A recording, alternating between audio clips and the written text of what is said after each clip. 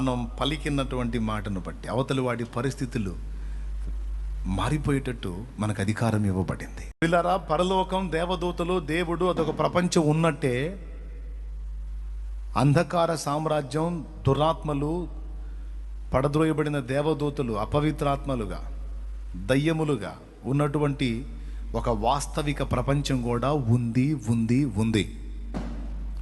మన కంటికి కనబడనంత మాత్రాన లేదు అని అనుకోవద్దు, ఉంది, నిజంగా ఉంది. అయితే ఇప్పుడు మీకు పాయింట్ అర్థమైంది కదా. ఆ ఐగుప్తు శకునగాండ్రు ఏమని చెప్పారు? మోషే చేసింది, మోషే కలిగి ఉంది దైవ శక్తి. అంటే తామేం శక్తి కలిగి ఉన్నామని చెప్పి ఒప్పుకుంటున్నారు? దయ్యపు శక్తి. అంటే దయ్యపు శక్తి అంటే దయ్యాలు కూడా శక్తులను వాడుకొని మానవాతీత కార్యాలు చేస్తాయా? చేస్తాయి.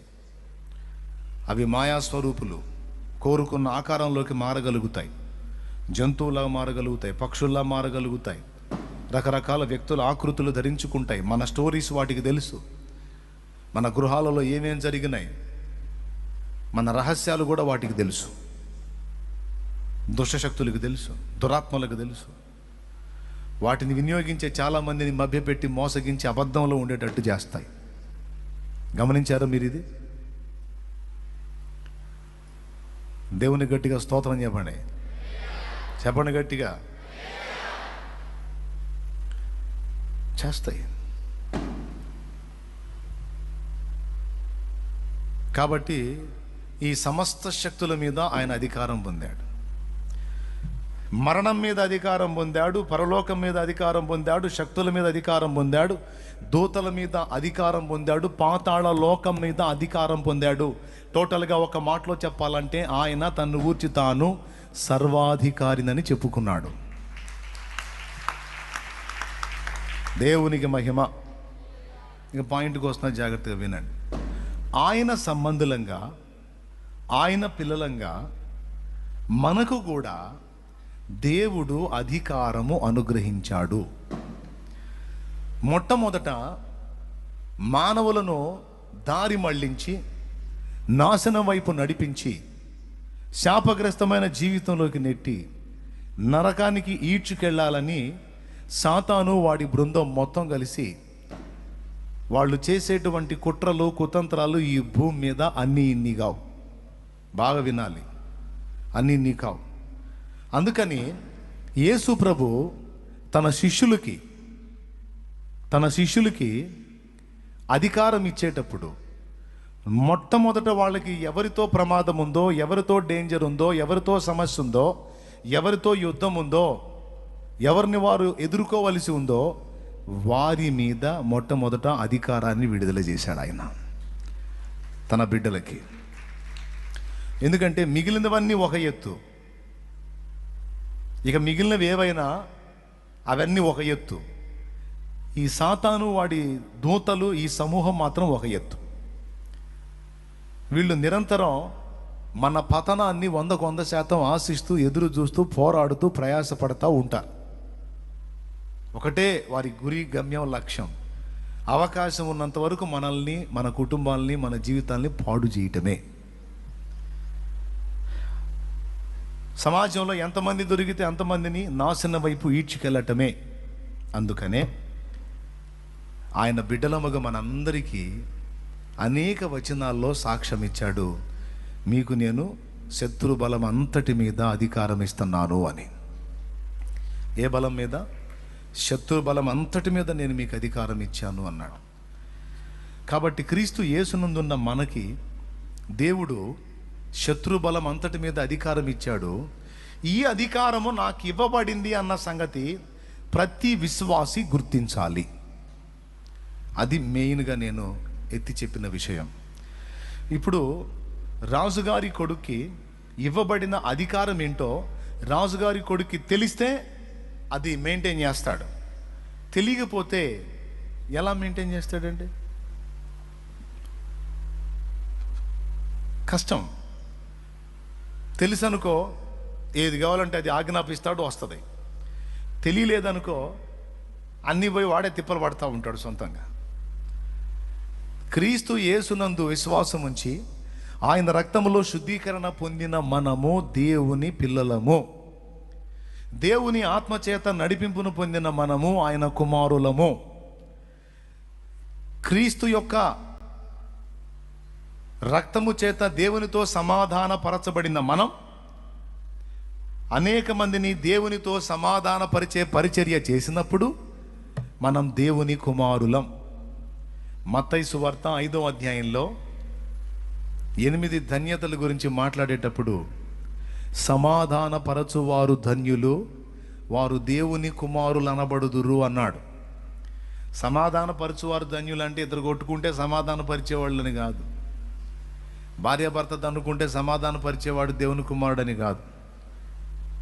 అసలు సమాధానపరిచే పరిచర్య ఒకటి ఉంది. ఇద్దరు ఫ్రెండ్స్ విడిపోతే వాళ్ళని సమాధానపరిచే పరిచర్య కాదు.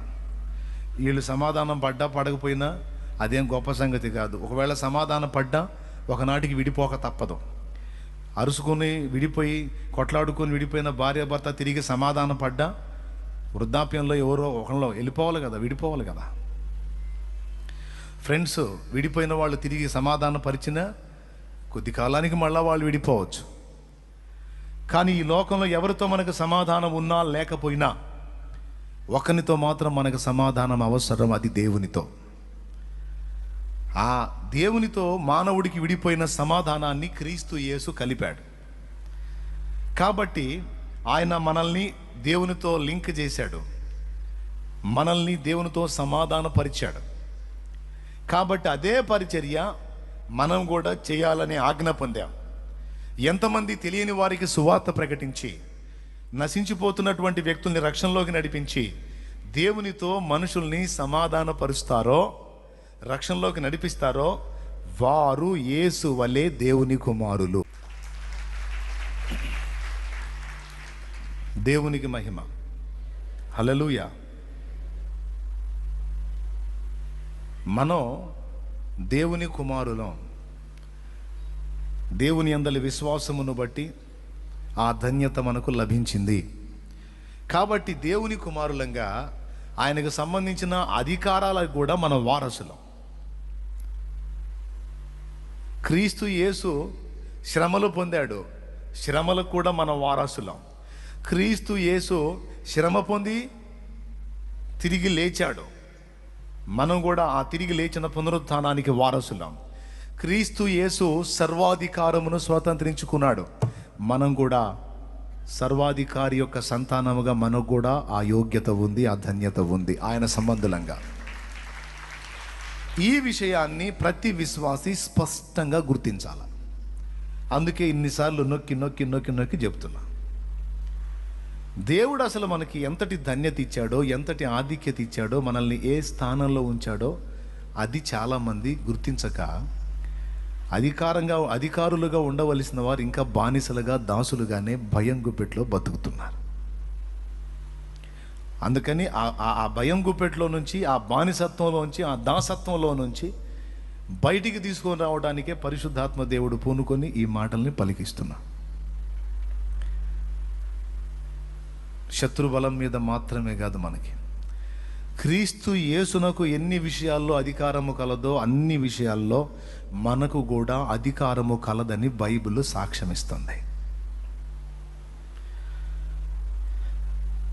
2 ఆ విషయాలు గుర్తుపట్టాల్సినవి. 1, దేవుని బిడ్డలంగా మనకి దేవునితో పాటు ఈ అధికారాలు వచ్చినాయని, ఈ వారసత్వం వచ్చిందని మనం నేర్చుకోవాలన్నాను కదా. 2వది, దేవుని ద్వారా మనకు వచ్చిన ఈ అధికారం ఎంతవరకు మనకి ఉంటుంది, దేని మీద అధికారం అనేది తెలుసుకుందాం. ఎంతవరకు మనలో ఈ అధికారం పనిచేస్తుంది అంటే, దేవునితో మనం అనుబంధం కలిగి ఉన్నంత వరకు ఆ పెత్తనం మనం చేయొచ్చు అన్నిటి మీద. ఇంతకీ దేని మీద మనకు అధికారం అంటే, నంబర్ 1 రాసుకోండి, ఇందాక చెప్పాను, శత్రువు బలమంతటి మీద. నంబర్ 2, మరణము మీద మనకు అధికారం ఇవ్వబడింది. మరణం మీద, చావును గురించి భయపడటం కాదు, చచ్చిపోయిన వాళ్ళని తిరిగి లేపగలిగేంత శక్తి తన దాసులకు దేవుడు అనుగ్రహించాడు, తన పిల్లలకి. ఎక్కడ? పాత నిబంధనలో ఏలియా ఎలీషాల సంగతి మనకు తెలిసిందే. ఏలియా ఎలీషాలు ఇద్దరు చచ్చిపోయిన వారిని బ్రతికించారు, తెలుసు కదా. క్రొత్త నిబంధనలో యేసుక్రీస్తు ప్రభు యొక్క శిష్యుడిగా ఉన్నటువంటి కేఫా, పేతురు కూడా చచ్చిపోయిన వ్యక్తిని లేపాడు. ఆమె ఎవరో మీకు తెలుసా? దోర్కా. ఆమెకు మరో పేరు తబిత. ఆమె చచ్చిపోయిద్ది, పరుండ పెట్టబడి ఉంటుంది. ఆమె తోటి సన్నిహితులందరూ ఆమె డెడ్ బాడీని పెట్టుకొని ఏడుస్తారు. పేతురు కోసం ఆమె కుట్టిన అంగీలను పేతురికి చూపిస్తారు. ఆ టైంలో పేతురు అక్కడికి వస్తాడు, అవి చూస్తాడు. వాళ్ళందరూ దుఃఖ పడతా ఉంటే వాళ్ళందరినీ కూడా వెలుపలికి పంపి ఆమెను, చచ్చిపోయిన దాన్ని, తబితా, ప్రభు నిన్ను లెమ్మనుచున్నాడు, ప్రభు నామమున లే అంటాడు. అంటే చచ్చిపోయిన ఆమె తిరిగి బ్రతికిద్ది.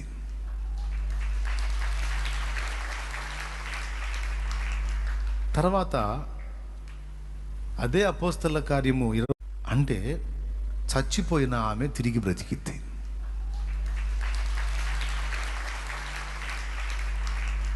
తర్వాత అదే అపోస్తల కార్యము 20వ అధ్యాయంలో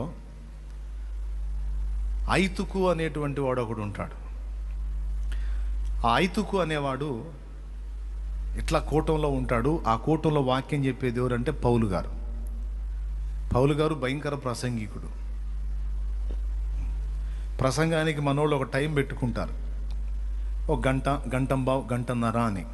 నిజమే, ప్రజల యొక్క వినికిడి శక్తి 40 నిమిషాల వరకు పనిచేస్తుందని ఏది గ్రహింపు శక్తి సైంటిఫిక్గా చెప్తారు. కొంతమంది వాళ్ళ యొక్క పరిపక్వతను బట్టి మరో 40 నిమిషాలు అనుకో, గంటన్నర, ఓ 10 నిమిషాలు అటు ఇటు, వారి యొక్క సామర్థ్యం. కానీ పౌలు ప్రసంగం ఎత్తుకొని పౌలు మాట్లాడటం మొదలు పెడితే ఎంత టైం అనేది కాదు, తను వెళ్ళేదాన్ని బట్టి ఆయన మాట్లాడతాడు.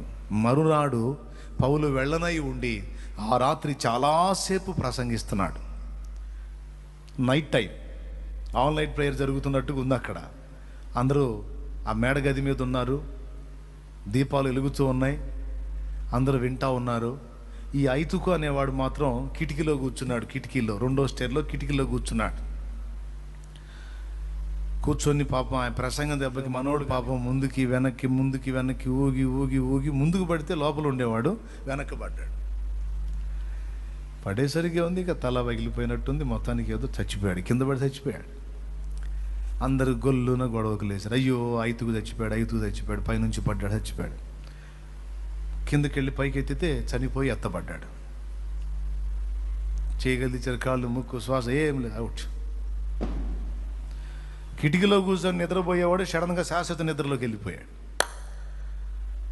అప్పుడు పౌలు అతని దగ్గరికి వచ్చి, మీరెవ్వరూ కంగారు పడద్దు, అతని ప్రాణం తిరిగి వస్తుంది, అతనిలో ఉంటుంది, మీరేం భయపడద్దు అని ప్రార్థన చేసి ఐతుకు లే అంటాడు. అంతే, చచ్చిపోయినాడు మళ్ళా లేచి కూర్చుంటాడు. ఈ 2 అనుభవాలు నూతన నిబంధనలో అపోస్తలుల పరిచర్యలో జరిగినాయి.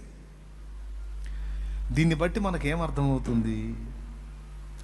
ఆ తరువాత కూడా మనకు ముందు తరాలలో భక్తి చేసిన భక్తులలో కొందరు ఇలాగా మృతులైన మనుషులలో కొంతమందిని తిరిగి లేపినట్టు సాక్ష్యాలున్నాయి. మనకు ముందు పరిచర్య చేసినటువంటి భక్తుల పరిచర్యల్లో చచ్చిపోయిన వ్యక్తులు తిరిగి లేచినట్టు సాక్ష్యాలు ఉన్నాయి. నా సేవ ఆరంభంలో అయితే నేను ప్రార్థన చేశానని కాదు, మధ్యరాత్రి వేళ చనిపోయిన స్థితిలో ఉన్న మనిషిని తీసుకొచ్చారు, మా మధ్యలో మా కళ్ళ ముందే చచ్చిపోయింది. ఆ చనిపోయిన మనిషి కోసం ప్రార్థించినప్పుడు ఆ చనిపోయిన మనిషి తిరిగి బ్రతకటం అనేది మా సేవా జీవిత ఆరంభంలో మేము కూడా చూసాం. నాతో పాటు దానికి కొంతమంది సాక్షులు ఉన్నారు. డేవిడ్ ఉన్నాడు, ఉన్నాను, అదిగో అతన్నే చూసి చెప్పింది నాకు. చచ్చిపోయిన సంగతి చెప్పాడు, తిరిగి ఆమె బ్రతికిన సంగతి కూడా నాకు తెలియజేశాడు. ఏ కహానీ ఏ సही बात है అందరం కలిసి ప్రార్థన చేసి ఎలుగెత్తి మొర్ర పెట్టినప్పుడు పరిచర్య ఏర్పడిందో తొలి సంవత్సరంలో జరిగిన అద్భుతం. నేనేం ఒట్టిగలేని చాలా కార్యాలు, దేవుని కార్యాలు చూసి వచ్చినోడిని. నేను ఇప్పటికి చూస్తూనే ఉన్నాను. అసలు ఇక్కడ నేను కూర్చొని మీకు వాక్యం చెప్పడమే ఒక ప్రపంచ వింతలో 8వ వింత 9వ వింత అని చెప్పుకోవచ్చు. దేవునికి స్తోత్రం. నిజం. చూశాను, మనకు ముందున్న భక్తులు ప్రార్థించినప్పుడు అలాంటి కార్యాలు దేవుడు జరిగించాడు. దీన్ని బట్టి మనకేమర్థమవుతుందంటే, మరణాన్ని గురించి మనుషులంతా భయపడతారు, కానీ ఆ మరణం మీద కూడా మనకి అధికారం ఇచ్చాడు ఆయన. ఎందుకంటే మరణం మీద ఆయన అధికారం పొందాడు కదా. ఆయన పిల్లలుగా మనకు కూడా దాని మీద అధికారం ఉంది. మరి అట్లయితే చచ్చిపోయిన వాళ్ళందరినీ మనం లేపేసేయచ్చు కదా అన్నయ్య అని ఒక ధర్మ సందేహం వచ్చింది. మీకు ఒకవేళ రాకపోయినా నేను తెప్పిస్తాలే, సమాధానం కూడా చెబుతా. దేవునికి స్తోత్రం. మరణం మీద అధికారం ఉంది అనడానికి పాత నిబంధన భక్తులు రుజువు చేశారు, క్రొత్త నిబంధన భక్తులు కూడా రుజువు చేశారు. 2, శత్రు బలం మీద అధికారం, మరణం మీద అధికారం. 3, మానవ శరీరంలో ఏర్పడే రోగముల మీద కూడా మనకు అధికారం ఇచ్చాడు దేవుడు. శరీరములో, ఎదుటివారి శరీరములో, మన శరీరములో రోగాలు వస్తాయి కదా, వాటి మీద. అది మత్తయి సువార్త 10లో రోగులను స్వస్థపరచుటకు వారికి అధికారం ఇచ్చాడని చూడు. మత్తయి సువార్త 10వ అధ్యాయము. అపవిత్రాత్మలను వెళ్ళగొట్టుటకును, ప్రతి విధమైన రోగమును, ప్రతి విధమైన వ్యాధిని స్వస్థపరచుటకును వారికి అధికారం ఇచ్చెను. అద్దుకో, ప్రతి విధమైన రోగమును, ప్రతి విధమైన వ్యాధిని స్వస్థపరచుటకు వారికి అధికారం ఇచ్చెను. ఇది వాళ్ళకిలే, అపోస్తలులకి అంటారేమో, ఈ మాట అంటారని మళ్ళీ మార్కు సువార్తలో మళ్ళీ పలికించాడు దేవుడు ఇదే మాటని. మార్కు సువార్త 16-17. అపోస్తలులు మాత్రమే కాదు, సేవకులు మాత్రమే కాదు, యేసు ప్రభువుని నమ్మి బాప్తిస్మం పొంది ప్రభుతో కలిసి ప్రయాణం చేస్తున్న వారికెల్లరికి కూడా ఈ శక్తి లేక ఈ అధికారం ఇవ్వబడింది అని రాయబడింది చూడు. నమ్మిన వారి వలన ఈ సూచక్రియలు కనబడును. ఇప్పుడు నేను సేవకుణ్ణి, అమ్మ వినరా తల్లి, నేను సేవకుణ్ణి. నేను ఒక్కడనే నమ్మానా? మీరు నమ్మలేదా? మీలో నమ్మి బాప్తిసం పొందిన వాళ్ళు చేతులు ఎత్తండి. యేసు ప్రభుని నేను ఒక్కడనే నమ్మానా? మీరు కూడా నమ్మారా? ఆ నమ్మి బాప్తిసం పొందిన వాళ్ళందరూ సరిగ్గా చేతులు చూపించాడు. ఎంతమంది అయితే నమ్మి బాప్తిస్మం పొంది దేవుని సంబంధులు అయ్యారో మీరందరూ నమ్మిన వారి లెక్కలోకి వచ్చారు. నమ్మిన వారి వల్ల ఈ సూచక్రియలు, నమ్మిన వారి వల్ల ఈ సూచక్రియలు ఒక వర్గానికే, కొంతమందికే అన్నట్టుగా కాకుండా ఎవరెవరికి దేవుని యందలి విశ్వాసం ఉందో, ఆయనను ఎంతమంది నమ్మున్నారో, రక్షణలోకి వచ్చున్నారో, ప్రభువుని అనుసరిస్తున్నారో వారికెల్లరికి కూడా ఈ విషయంలో అవకాశాలు ఉన్నాయి. Praise the Lord. ఒక్క మాట నాకు మీరు చెప్పండి, నిజం చెప్పండి. నేను మీకోసం ప్రార్థన చేసినప్పుడు మీకు తగ్గటం అటుంచి, మీ కుటుంబీకులకు కానీ మీ ఇరుగు పొరుగులకు కానీ బలహీనతలో ఉన్న వారికి మీరు ప్రార్థన చేసినప్పుడు తగ్గిన సాక్ష్యాలు ఏమన్నా ఉన్నాయా? అన్న నేను ప్రార్థన చేసినప్పుడు ఫలానా వాళ్ళకి ఇలా తగ్గింది అనే సాక్ష్యం చెప్పగలరా? ఎంతమంది చెప్తారు?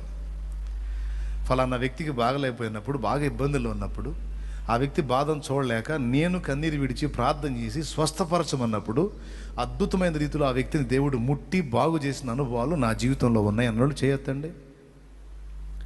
సరిగ్గా చేయొత్తాలి, సగం సగం. ఎంతమంది చేతులు లేచినాయో చూడండి. ఇప్పుడు నాకు ఒక ఆన్సర్ చేయండి మీరు. అదేంది మీరు ప్రార్థన చేస్తే తగ్గటం ఏంది? సేవకుడుగా నేను ప్రార్థన చేస్తే కదా తగ్గాలి. మీరు ప్రార్థన చేస్తే తగ్గటం ఏంటి? మీరు విజ్ఞాపన చేస్తే వాళ్ళకి జవాబు రావటం ఏంటి? కొన్ని విచిత్రమైన విషయాలు. కొన్నిసార్లు మన కోసం మనం ప్రార్థన చేసుకుంటే కార్యం జరగదు, ఎదుటి వాళ్ళ సమస్య కోసం మనం ప్రార్థన చేస్తే ఒక్క పెట్టుని వెళ్ళిపోద్ది అది. అలాంటి అనుభవాలు ఉన్నాయా? విచిత్రం. వాళ్ళ సమస్య కోసం నువ్వు ప్రార్థించినప్పుడు వాళ్ళ పరిష్కారం వెంటనే వచ్చింది, నీ కోసం నువ్వు చేసుకుంటే రా. ఇదొక కోటి వరహాల ప్రశ్న. ఏందో నాన్నయ్య, నేను ఎదుటి వాళ్ళ కోసం చెప్తే వెంటనే అయిపోయింది, నా కోసం మొత్తుకున్నా కావట్లేదు. నిజమే, అలాంటి అనుభవాలు కూడా ఉన్నాయి. చెప్తా, దానికి కూడా కారణం చెప్తా. రోగముల మీద మనకు అధికారం ఇచ్చినట్టు మార్కు సువార్త చదువు తల్లి 16-17. నమ్మిన వారి వలన ఈ సూచక్రియలు కనబడును. ఏవనగా నా నామమున దయ్యములను వెళ్ళగొట్టుదురు, క్రొత్త భాషలు మాట్లాడుదురు, పాములను ఎత్తి పట్టుకొందురు, మరణకరమైన ఏది త్రాగినను అది వారికి హాని చేయదు, రోగుల మీద చేతులుంచినప్పుడు వారు స్వస్థత నొందుదురని వారితో చెప్పెను. అద్దుగో, ఒక వింతైన మాట చెప్పనా? కొంతమందికి నెత్తి మీద చేయబెడితే తృప్తి ఉండదు. కొంతమందికి అట్లా నెత్తి మీద చేయబెడితే తృప్తి ఉండదు. నెత్తి మీద చేయబెట్టి నెత్తి మీద చేయబెట్టి ప్రభువా దీవించు, ఆశీర్వదించు, స్వస్థపరచు నీ తలకాయని పట్టుకుని ఓపాల, నెత్తి మీద పెట్టి పట పట పట కొట్టాల. ఎంత కొట్టి ఎన్నిసార్లు తలకాయ నొప్పితే ఎంత బాగా ప్రార్థన చేసాడు అనుకున్నావు అసలు నాకు అంట. ఊరగా లే ప్రభా ఈ బిడ్డను దీవించు నాయన, ఈ బిడ్డను దర్శించాను, చేయి ఉంచి తీశాను. ఏందోనమ్మా ఊరకట్ట చేయి పెట్టాడు ఏందో అంట. అక్కడ ఏం చెప్పాడో తెలుసా? మీరు రోగుల మీద చేతులుంచి ప్రార్థించినప్పుడు అనలా, మీరు చేతులుంచినప్పుడు స్వస్థత నొందేదరు అన్నాడు. జస్ట్ నువ్వు టచ్ అయ్యి అంతే విడుదల వచ్చేస్తుంది అన్న అనే ఉంది. అక్కడ ఇంకేమైనా ఉందా? అక్కడ ఏమి రాసిందో చూడండి. మీరు రోగుల మీద చేతులు ఉంచినప్పుడు వారు స్వస్థత నొందుతారు, విడుదల వచ్చేస్తుంది వాళ్ళకి. యేసయ్య వస్త్రపు చెంగు మాత్రం ముడితే బాగుపడలే. చిన్నవాడా నిన్ను లెమ్మనుచున్నానని ఒక మాట పలికితే నాయని విధవరాలి కుమారుడు చచ్చినోడు దిగ్గును లేవలా? అక్కడ ప్రభు నిలబడి తండ్రి అన్నాడా? ఏం లేదు, నడుస్తా పాడిని ముట్టాడు, పాడిని దించారు. చిన్నవాడా లే, నిన్ను లెమ్మనుచున్నానని లేపి తల్లికి ఇచ్చిపోయాడు. వారు తాకినప్పుడు, వారు పలికినప్పుడు అద్భుతాలు జరిగినాయి. అందుకే చాలామంది జస్ట్ నేను చెయ్యి ఉంచే కదా పర్వాలేదు, దేవుని చిత్తమే, దేవుడు స్వస్థపరుస్తాడు, పో ప్రశాంతంగా బాగుంటే అదన్నా గట్టిగా ప్రార్థన చేయి, గట్టిగా ప్రార్థన చేయండి. ఇక నేను ఇప్పుడు దాకా ప్రసంగం చేసి మళ్ళా నెత్తి మీద చేయి పెట్టి ప్రభువా స్తోత్రం దీవించు అని ఈ కేకలు వేసి ఎంత అరిస్తే అంత బాగా ప్రార్థన చేసినట్టు. ఒకసారి ఓ పాస్టర్ గారు ఎవరు మౌనంగా ప్రార్థన చేశారంట. విశ్వాసం నా దగ్గరికి వచ్చి ఆయనేందని అసలు ఏం మాట్లాడలేదు, ఊరకట్ట చేయి నెత్తి మీద ఉంచి అట్ట తీసేస్తున్నాడు. అదేంటంటే నేను లోపల ప్రార్థన చేసేయాలి అంటున్నాడు. లేఖనం ఏం చెప్తుంది? మీరు తాకినప్పుడు, మీరు రోగుల మీద చేతులు ఉంచినప్పుడు వారు స్వస్థత నొందెదరు. ప్రతి విధమైన రోగమును, ప్రతి విధమైన వ్యాధిని స్వస్థపరచుటకు అధికారం ఇచ్చాడు. మొదటిది దయ్యపు శక్తుల మీద, సాతాను మీద. 2 మరణం మీద. 3 రోగముల మీద. 4 ప్రకృతి మీద అధికారం ఇచ్చాడు ఆయన. ప్రకృతి మీద అధికారం ఇచ్చాడు. తెలుసా మీకు అసలు ఆ సంగతి? ఆయన దోణిలో ప్రయాణం చేస్తున్నప్పుడు గాలి తుఫాన్ రేగి దోణి మీద కొట్టినప్పుడు శిష్యులు భయపడి ప్రభువా మేము నశించుచున్నాము, నీకు చింత లేదా అన్నప్పుడు ప్రభువు లేచి సముద్రాన్ని గాలిని గద్దించినప్పుడు గాలి ఆగిపోయింది, సముద్రం నిమ్మళించింది అని రాస్తుంది కదా. అంటే ప్రకృతిలో ఉన్నటువంటి పంచభూతాలు ఏవైతే ఉన్నాయో, గాలి, నీరు, నిప్పు, భూమి, ఆకాశం, ఈ 5 మీద కూడా తన బిడ్డలమగు మనకు అధికారం ఇచ్చాడు. ఒక రకంగా చెప్పాలంటే ఈ 5 ఆయన దూతలు. ఈ 5 ఆయన దూతలు తెలుసా మీకు? ఆకాశం ఒక దూత, భూమి ఒక దూత, నీరు ఒక దూత, అగ్ని ఒక దూత, వాయువు ఒక దూత. ఈ పంచభూతాలు 5 కూడా దేవునికి 5 దూతలే. భూమి వినగలిగిద్ది, ఆకాశం ఆలకించగలిగిద్ది. తెలుసా మీకు ఈ సంగతి? భూమి మొర్ర పెట్టగలిగిద్ది, ఆకాశము దేవునికి ప్రతిస్పందించిద్ది. దూతలు. అగ్ని దేవునితో మాట్లాడిద్ది, అగ్ని దేవుని స్వరాన్ని వింటది, జలములు దేవుని స్వరాన్ని వింటాయి, పంచభూతాలు వింటాయండి. లేఖనంలో ఉంది ఆధారం. ఆకాశమా ఆలకించుమా, ఆకాశమా ఆలకించుము, ఓ భూమి చెవియొక్కుము. ఆకాశానికి చెవులు ఉన్నాయా?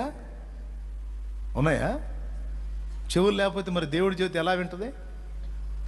భూమి నీ చెవి యొగ్గు అంటే భూమికి చెవి లేకపోతే నీ చెవి యొగ్గని ఎందుకన్నాడు? యెషయా గ్రంథం 1వ అధ్యాయం 1వ వచనంలో ఉందా లేదా?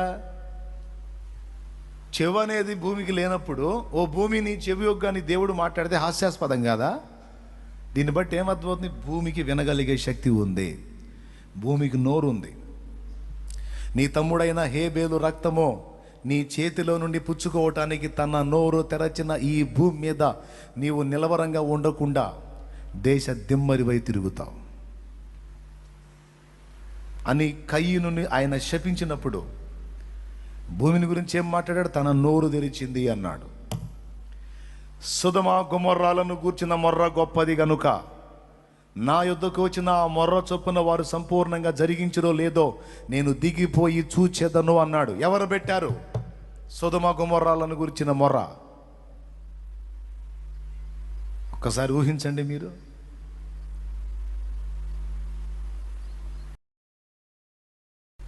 దేవునితో మాట్లాడింది. జలములు మాట్లాడతాయి, జలములు దేవుని స్వరాన్ని వింటాయి. ప్రకటన గ్రంథం జలముల దేవదూత అంటాడు. చూడండి ఒకసారి ప్రకటన గ్రంథం 16వ అధ్యాయము 6వ వచనం. చదువు 6వ వచనం. అవును. దీనికి వారు పాత్రులే, నీవు ఇలాగూ తీర్పు తీర్చితివి గనుక నీవు న్యాయవంతుడువని జలముల దేవదూత చెప్పగా వింటిని. జలముల దేవదూతట. ఈ జలముల దేవదూత ఎవరు అంటే జలములకు ఒక దేవదూత, జలములు ఒక దేవదూత, అగ్ని ఒక దేవదూత, ఆకాశం ఒక దూత, అందుకే ఆలకించమన్నాడు. భూమి ఒక దూత, అందుకే చెవొగ్గమన్నాడు.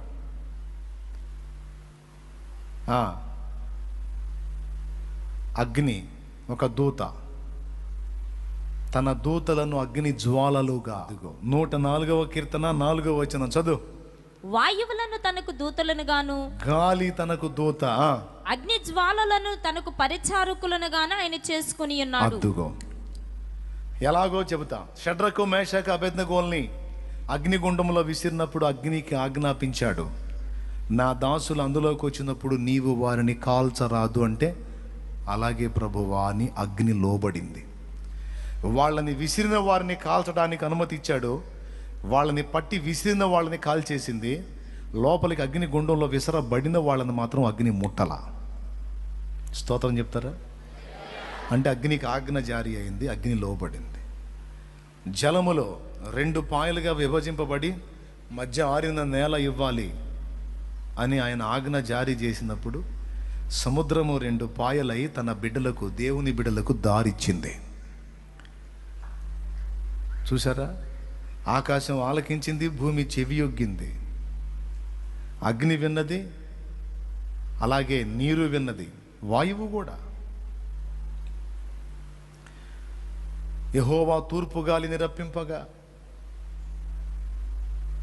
వాయువుతో మాట్లాడతాడు. కాబట్టి ఈ 5 పంచభూతాలు ప్రకృతి. ఈ పంచభూతాల మీద దేవుడు అధికారం కలిగి ఉన్నట్టే ఆయన దాసులకు కూడా అధికారము ఇవ్వబడింది కనుకనే ఏలియా ప్రార్థించినప్పుడు, ఏలియా అధికారికంగా శాసించినప్పుడు భూమి వర్షించటం మానేసింది. ఏలియా మళ్ళా దేవునికి వేడుకొని మళ్ళా ఆజ్ఞ రిలీజ్ చేసినప్పుడు మళ్ళా వర్షం పట్టడం మొదలుపెట్టింది. అవునా కాదా? నోరు తెరిచి అయితే మీకు ఒక నమస్కారం చేసుకుంటా. దేవునికి స్తోత్రం కలుగునుగాక. హల్లెలూయా.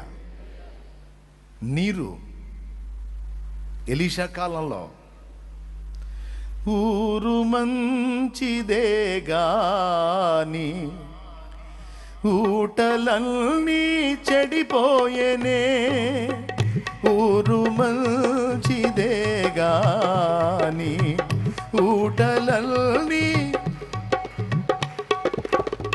ఉప్పు వేసిన వెంటనే ఊట క్షయతానొందెనే. ఉప్పు వేసిన వెంటనే ఊట అక్షయతానొందెనే. ఊహలు నాదూటలు నా యేసు రాజా నీలోనే ఉన్నవి. ఊహలు నాదూటలు నా యేసు రాజా నీలోనే ఉన్నవి. ఊహ కందవే నీదు ఆశ్చర్యక్రియలు. ఊహ కందవే నీదు ఆశ్చర్యక్రియలు. ఊహలు నాదూటలు. చేదు నీళ్ళు త్రాగటానికి పనికిరావు, పంటకు పొలాలకు పనికిరావు. నీళ్లున్నాయి, మంచి ఊటలు ఉన్నాయి, కానీ తాగేదానికి కానీ పశువులకు కానీ మనుషులకు కానీ పంటలకు కానీ పనికిరావు. క్రొత్త కుండలో ఉప్పు వేసుకుని నా యొద్దకు తెమ్మన్నాడు ఎలీషా. తెచ్చి ఆయన అక్కడ వేసినప్పుడు, ఆ ఊటలో వేసినప్పుడు ఆ నీళ్లు మధురములాయను. మారా అనే ప్రదేశానికి ఇశ్రాయేలు యాత్రలో వచ్చినప్పుడు అక్కడి నీళ్లు చేదు. మారా అనగా చేదు. నీళ్ళు ఉన్నాయి కదా అని తాగేదానికి ఇశ్రాయేలు జనాంగం వెళ్తే ఆ నీళ్ళు అట్లా దోషులతో కొంచెం పుచ్చుకోగానే కటిక చేదులు. మోషే భక్తులతో చెప్పారు, అయ్యా నీళ్ళు ఉన్నాయి కానీ ఇవన్నీ చేదు, మారా. అప్పుడు మోషే ప్రార్థన చేసినప్పుడు ఏమేశాడు? అందులో ఏమేశాడు? మందు కలిపాడా? ఆకులు వేసాడా? ఏమేశాడు? కొమ్మ ఒకటి, చెట్టు కొమ్మ ఒకటి నరికి ఆ నీళ్ళలో వేసినప్పుడు ఆ నీళ్ళన్నీ మధురములైపోయాయి. దేవునికి స్తోత్రం కలుగునుగాక. అంటే దేవుని దాసులు ఏదైనా ఒక కార్యము ప్రకృతి విషయంలో చేయాలనుకున్నప్పుడు ప్రకృతి సహకరించింది. నీళ్ల మీద ప్రభువు నడిచాడు, నీళ్లు లోబడ్డాయి. పేతురు నడిచినప్పుడు కూడా నీళ్లు ఒప్పుకున్నాయి. పేతురు నడిచినప్పుడు కూడా ఒప్పుకున్నాయి. సో దీన్ని బట్టి ఏమర్థమవుతుందంటే మనకి ప్రకృతి మీద కూడా అధికారం ఇవ్వబడింది. ఇప్పటికి ఎన్ని చెప్పాను? 5వది, పరిస్థితుల మీద కూడా మనకు అధికారం ఇవ్వబడింది. ఇది కీలకమైనది, గుర్తుపెట్టుకోండి. ఒకని పరిస్థితిని శాపగ్రస్తంగా మార్చొచ్చు, ఒకని పరిస్థితిని ఆశీర్వాదకరంగా కూడా మనం మార్చొచ్చు. మన నోట నుండి మనం రిలీజ్ చేసేటువంటి వాక్కు యొక్క శక్తి ఎలాంటిదో తెలుసా? శాపగ్రస్తుడు దీవెనకరమైన పాత్రగా మార్చబడగలిగే విధంగా ఉంటుంది. దీవించబడిన స్థితిలో ఉన్నవాడు శపించబడిన అనుభవాల్లోకి వెళ్ళే పరిస్థితి కూడా ఉంటుంది. ఆ పవర్ మన వాక్కుకి ఇచ్చాడు. చూసేవాడి కళ్ళు గుడ్డి అయిపోయే శక్తి ఉంది, కళ్ళు లేని గుడ్డివాడు చూడగలిగేటట్టు చేయగల శక్తి మన వాక్కుకు దేవుడిచ్చాడు. దరిద్రుడు సంపన్నుడయ్యే రీతిని ఆశీర్వదించే శక్తి మనకి ఇచ్చాడు. సంపన్నుడు దరిద్రుడయ్యే స్థితికి తీసుకొచ్చే విధంగా కూడా మనకు వాక్కునిచ్చాడు, ఆ శక్తినిచ్చాడు. పరిస్థితుల మీద దైవజనుడి భార్య దైవజనుడు నిద్రిస్తే పిల్లల్ని పెట్టుకొని ఇబ్బందులు పడి అప్పుల పాలై ఉంటుంది. ఎలీషాకు చెప్పు, దయ్యా నేను ఇలా ఫలానా ఆయన భార్యని అప్పుల పాలు అయిపోయాం, అప్పులోళ్ళు వచ్చి గొడవ చేస్తున్నారు, నా పరిస్థితి ఏం బాగలేదయ్యా, పిల్లలు నేను అల్లాడుతున్నాం, అప్పుల్లో మునిగిపోయాం అని చెప్పుద్ది. అప్పుడు ఎలీషా ఏం చెబుతాడండి? ఇంటిలోనికి వెళ్ళి తలుపు వేసి నీ ఇంట్లో ఏమేమి పాత్రలు ఉన్నాయో పాత్రలనే తెచ్చుకోమంటాడు. నీ ఇంట్లో ఏముంది అని అడుగుతాడు ఫస్ట్. చూడండి ఒకసారి ఆ అంశం చదవండి, భలే ఉంటుంది. రాజుల రెండవ గ్రంథం, రాజుల రెండవ గ్రంథము చూడండి. అంతటా ప్రవక్తల శిష్యుల్లో ఒకని భార్య, నీ దాసుడునైన నా పెనిమిటి చనిపోయెను, అతడు యెహోవాయందు భక్తి గలవాడై ఉండినని నీకు తెలిసే ఉన్నది. ఇప్పుడు అప్పులవాడు నా 2 కుమారులు తనకు దాసులుగా ఉండటకై వారిని పట్టుకొని పోవుటకు వచ్చి ఉన్నాడని ఎలీషాకు మొరపెట్టగా, ఎలీషా, నా వల్ల నీకేమి కావలెనో, నీ ఇంటిలో ఏమి ఉన్నదో అది నాకు తెలియజెప్పమనెను. అందుకామె, నీ దాసురాలైన నా ఇంటిలో నూనె కుండ ఒకటి ఉన్నది, అది తప్ప మరేమీ లేదనెను. అది లెక్క. ఏముందమ్మా నీ దగ్గర, ఏముంది చెప్పు అన్నాడు. నూనె కుండ ఒకటి ఉందయ్యా, ఇంకేం లేదంది. చూడండి, అప్పుల పాలై ఉంది, బీదరాలు, దైవజనుడి భార్య, పిల్లల్ని బానిసలుగా తీసుకొని పోవడానికి వాడు వచ్చాడు, అప్పించినాడు. అది ఆమె దీన పరిస్థితి. నీ దగ్గర ఏముందమ్మా అన్నాడు. నూనె కుండ ఒకటి ఉందయ్యా అంది. చూడేం చేశాడు, చదువు. అతడు, నీవు బయటికి పోయి నీ ఇరుగు పొరుగు వారందరి యొద్ద దొరకగలిగిన వట్టి పాత్రలన్నిటినీ ఎరవు పుచ్చుకొనుము. చూసావా, నీ ఇరుగు పొరుగు ఇళ్ళకి పోయి ఎన్ని పాత్రలు దొరికితే ఖాళీ పాత్రలు అన్నీ తెచ్చుకో, నీ ఇంట్లో పెట్టేయమన్నాడు. చదువు. అప్పుడు నీవు నీ ఇంటిలోనికి వచ్చి నీవును నీ కుమారులను లోపల నుండి తలుపు మూసి, లోపల ఉండి తలుపు మూసి ఆ పాత్రలన్నిట్లో నూనె పోసి నిండినవి ఒక తట్టున ఉంచమని ఆమెతో సెలవీయగా, ఆమె అతని యొద్ద నుండి పోయి తానును కుమారులను లోపల నుండి తలుపు మూసి కుమారులు తెచ్చిన పాత్రలో నూనె పోసెను. పాత్రలన్నీ నిండిన తరువాత ఇంకా పాత్రలు తెమ్మని ఆమె తన కుమారునితో చెప్పగా, వాడు మరేమీ లేవని చెప్పాను. చూడండి, నాకు తెలిసి దైవజనుడు ఆఫర్ ఇచ్చేశాడు. ఎన్ని పాత్రలు నువ్వు తెచ్చుకోగలవో అన్ని తెచ్చేసుకోమన్నాడు.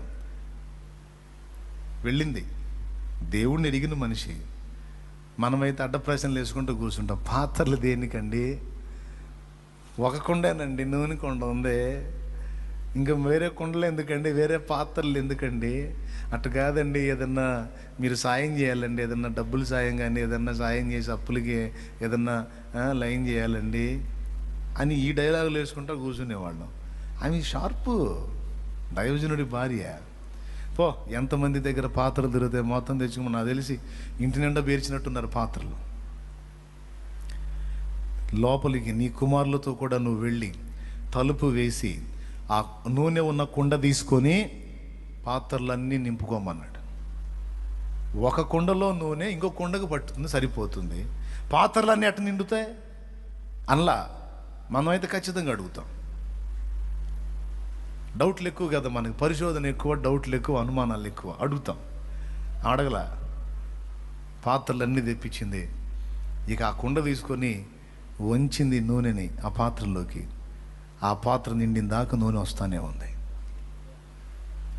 నూనె పాత్ర నిండిన తర్వాత 2వ కుండకి, 3వ కుండకి, 4వ దానికి, 5వ దానికి, 6వ దానికి, వాళ్ళ ఇంట్లో ఉన్న నాకు తెలిసి గిన్నెలు, తెపాలాలు అన్నీ మొత్తం నింపి పడేసి ఉంటారు. నూనె ఖరీదు కదా. చదువు. అన్నీ ఫుల్ అయిపోయినాయి. పాత్రలన్నీ నిండిన తరువాత కొడుకు చెబుతుంది, రే ఎక్కడున్నా, రే పెద్దోడా పోరా, ఇంకా పోరా.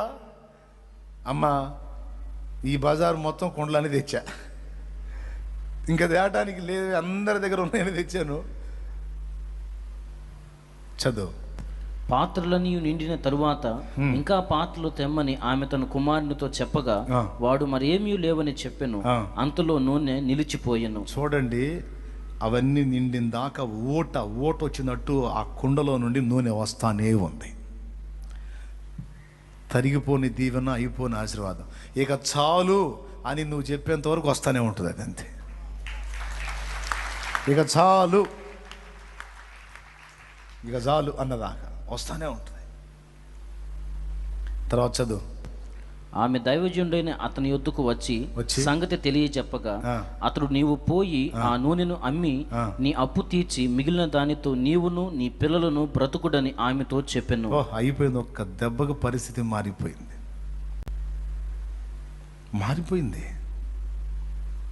ఎంత వింత. పో, ఆ నూనె అమ్మేసాయి, వచ్చిన డబ్బు వస్తుంది ఫుల్గా. వచ్చిన దానిలో కొంత అప్పు తీర్చేసుకో, కొంత దగ్గర పెట్టుకుని నువ్వు నీ పిల్లలు బ్రతుకుపోండి అన్నాడు. అప్పటిదాకా ఆమె ఏ స్థితిలో ఉంది? బీదరాలు, విధవరాలు, అప్పుల పాలైంది, పిల్లలు దాసులుగా మారే పరిస్థితి. ఒక్క మాటతో ఆ పరిస్థితి మొత్తాన్ని మార్చిపడేశాడు చూడండి.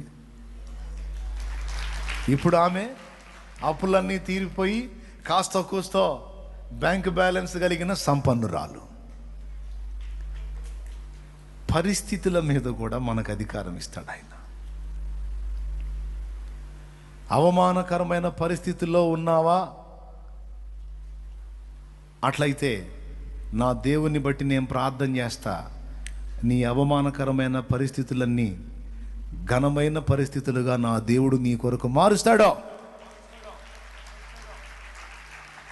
నిందల పాలై ఉన్నావా? ఆ నిందలన్నీ నీకు దీవెనలుగా నా దేవుడు మారుస్తాడు.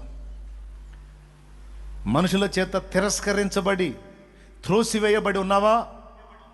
వాళ్ళందరి ఎదుట నీవు ఘనత నొందినట్లు నీ పరిస్థితి మారిపోయింది.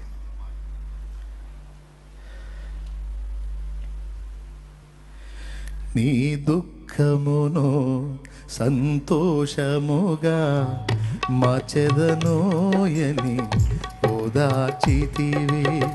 నీ దుఃఖమును సంతోషముగా మార్చెదనోయని ఓదార్చితివి. అవమానాలన్నీ శాశ్వత ఘనతగా, అవమానాలన్నీ శాశ్వత ఘనతగా చేసేదనని నన్ను ధైర్యపరచితివి. చేసేదనని నన్ను ధైర్యపరచితివి.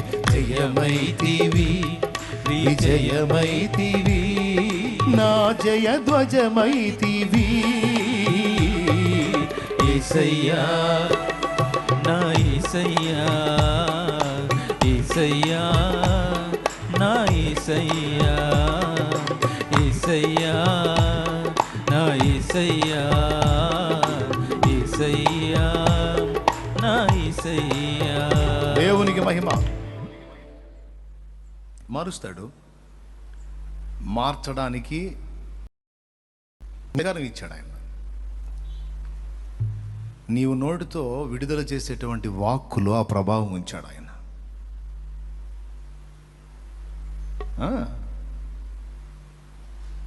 ఆమె థామస్ ఆల్వా ఎడిసన్ తల్లికి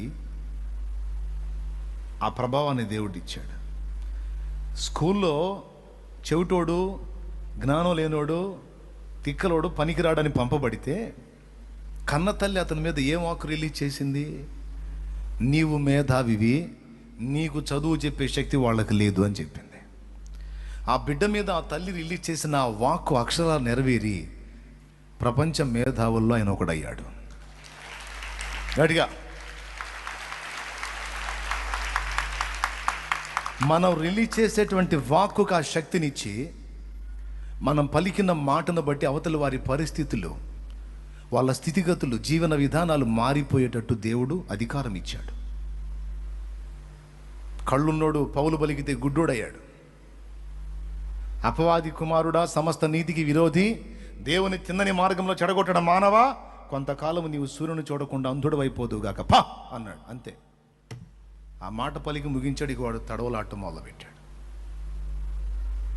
ఎలుమా అనే గారడేవాడు, సెర్గీ పౌలు అనేవాడికి పౌలు సువార్త చెప్తున్నాడు. సెర్గీ పౌలు అనే వానికి మన పౌలు మహనీయుడు సువార్త చెప్తుంటే ఆ సెర్గీ పౌలు దగ్గర ఉండే ఈ గారడేవాడు, ఆ మాటలన్నీ వినకండి సార్, అంతే చెప్తా ఉంటారు. వాళ్ళ మాటలన్నీ కహానీలు, అన్ని నమ్మకూడదు, అన్ని పట్టించుకోకూడదని అడ్డం అడ్డం తగులుతున్నాడు. చూశాడు, ఓర్చుకున్నాడు, సహించాడు. కడుపులో మండిపోయింది. ఇక ఇతనికి సువార్త చెప్పటం ఆపి వాడికి వెళ్ళి తిరిగాడు. అపవాది కుమారుడా అంటే, ఒరే సైతానికే బచ్చే, సమస్త నీతికి విరోధి, దేవుని తిన్నని మార్గంలో చెడగొట్టడం మానవారాను, కొంతకాలం నీవు సూర్యుని చూడకుండా అంధుడవైపోదువుగాక అని పలికిన వెంటనే అంది స్పాట్ కళ్ళు పోయినవాడికి. అందుకే కొంతమంది మన వాళ్ళలో కొంతమంది తొందరపడి నోరు తిరిగి ఏది పెడితే అది అంటూ ఉంటారు. మనం అనకూడదండి. మన దేవుడు ఆమెన్ అనువాడు. పిచ్చి పిచ్చిగా నోటికి వచ్చినట్టు పనికి మాలిన మాటలన్నీ మాట్లాడకూడదు. మనం ఆయన ఆమెన్ అన్నాడంటే జరిగిద్ది, అంతే, అనకూడదు. అప్పటికి ఓపి పట్టి పట్టి పట్టి తట్టుకోలేక ఆ మాట పలికాడు, అంతే. ఇప్పుడు వినండి, ఇక సెదిగి పౌలు సువార్త సచ్చినట్టు వింటాడు. ఎందుకంటే వినకపోతే ఇతను నన్నేమంటాడు, నన్నేం చేస్తాడని. పౌలు గారు, ఆ దరిద్రుడితో ఎందుకండి, మీరు నాకు చెప్పండి, మొత్తం చెప్పండి, నేను వింటాను. దేవుని గట్టిగా స్తోత్రం చెప్పండి. హల్లెలూయా, గట్టిగా చెప్పండి. విన్నాడు. కాబట్టి మనం పలికినటువంటి మాటను బట్టి అవతలి వాడి పరిస్థితులు మారిపోయేటట్టు మనకు అధికారం ఇవ్వబడింది. 5 సంగతులు చెప్పారు. మొట్టమొదటిది వరుసగా మీరు చెప్పేసేయండి, మనం ముగించేసుకోబోతున్నాం. శత్రువు బలం అంతటి మీద మనకు నంబర్ 1. నంబర్ 2, మరణం మీద అధికారం ఉంది. నెంబర్ 3, రోగములు, ప్రతి విధమైన రోగం మీద అధికారం ఉంది. అట్లయితే మరి చాలామంది జబ్బులతో బాధపడుతున్నారు, బాగు చేయొచ్చుగా. వస్తా ఆ ఒక్కటి చెప్పకపోతే అన్యాయం జరిగింది, అందుకని ఆ మ్యాటర్ కూడా చెప్పి ముగిస్తా. 3. 4వది ప్రకృతి మీద. 5, పరిస్థితుల మీద మనకు అధికారం ఇవ్వబడి ఉంది.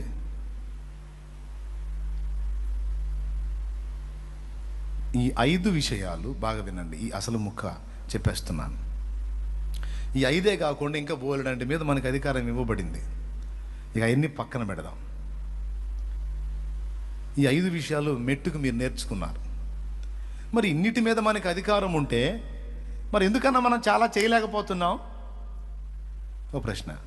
ఎందుకంటే దానికి కొన్ని కారణాలు ఉన్నాయి. 3 కారణాలు అని చెప్తాను నేను. 3 కారణాలు.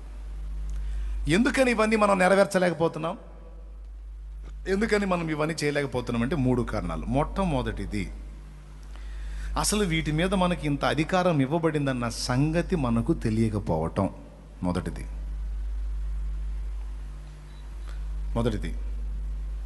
రెండవది, శత్రు బలాన్ని దెబ్బతీయాలన్నా, ప్రకృతి లోబడాలన్నా, పరిస్థితులు మారాలన్నా, రోగం పోవాలన్నా, ఏది చేయాలన్నా దేవుని శక్తి పనిచేయాలా. ఎవరి శక్తి పనిచేయాలా?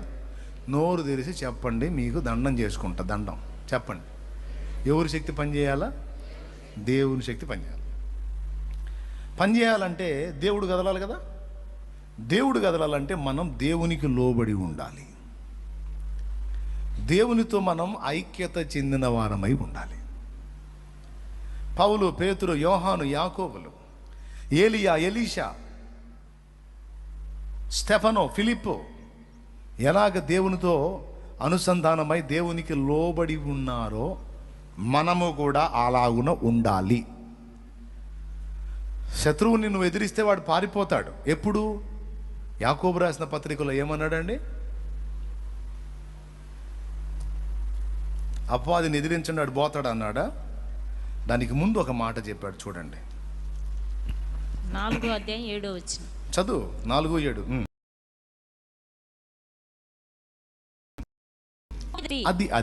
అది దేవునికి లోబడి ఉండుట, దేవునితో ఉండుట, దేవునికి లోబడి ఉండుట.